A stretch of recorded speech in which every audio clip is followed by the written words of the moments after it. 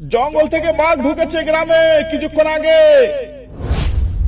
মোহনদা বাঘ ওই কোথায়? ওই তো বাঘটা পালিয়ে যাচ্ছে। ওই দেখো আরো দুটো পালিয়ে যাচ্ছে। তার মানে বাঘের চেয়ে ভয়ঙ্কর কিছু আসতে চলেছে আমাদের সামনে। সাদা বাঘ? আমাদের সুন্দরবন জঙ্গলে সাদা বাঘ কোথা থেকে আসবে?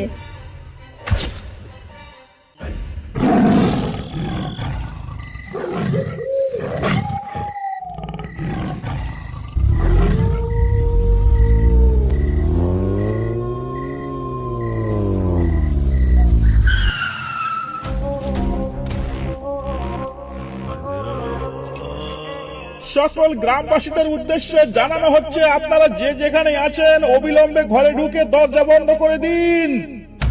জঙ্গল থেকে বাঘ ঢুকেছে গ্রামে কিছুক্ষণ আগে। বাঘটাকে খাঁচা বন্দি করার জন্য আমাদের লোক কাজে লেগে পড়েছে। অযথা এদিক ওদিক ঘুরে কেউ প্রাণের ঝুঁকি নেবেন না।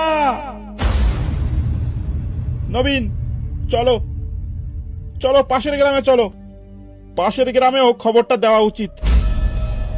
হ্যাঁ স্যার, পাশের গ্রামেও খবরটা জানানো অত্যন্ত জরুরি। কারণ কারোর কিছু হয়ে গেলে দায়ভারটা আমাদের উপরই আসবে। চলুন স্যার, এখানে আর এক মুহূর্ত দেরি করে আমাদের কোনো লাভ নেই। এক্ষুনি চলুন।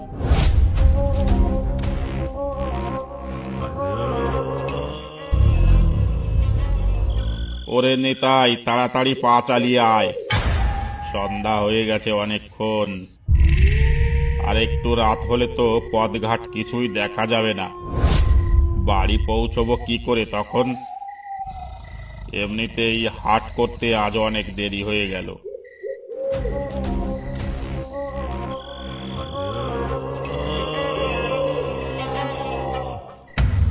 কোথায় সন্ধ্যা? লোকে এখনো গরু বাছুর ভেতরে দিল না, আর তুমি সন্ধ্যা বলছো? গরু বাছুর গোয়ালে মানে? ওই দেখো, ওখানটায় কিছু দেখতে পাচ্ছ? কি দেখতে পেয়েছিস বলতো ওখানটায়?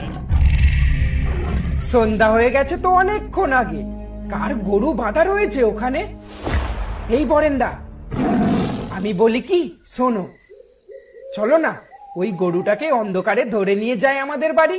ওটাকে বিক্রি করে যা টাকা পাবো দুজনে ভাগ করে নেব, কি বলো? তা কথা মন্দ বলিসনি, কিন্তু নিতাই, যদি ধরা পড়ি তাহলে তো লোকে গরু চোর বলে গাল দেবে। বরেন্দা, আশেপাশে কোথায় বাঘ ডেকে উঠলো মনে হলো। মনে হচ্ছে নদী পেরিয়ে গ্রামে বাঘ ঢুকে পড়েছে।